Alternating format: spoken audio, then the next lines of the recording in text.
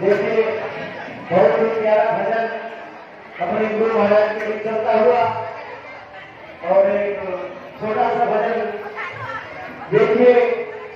अभी अभी हमारे जो यहाँ के महाराज बैठे थे उन्होंने एक शब्द ने कहा था कि मूर्ति कोई भी हो अगर उससे जब तक कोई गुरु ममता चांद करके नहीं करता तब तक वो मूर्ति पूरी ना हो।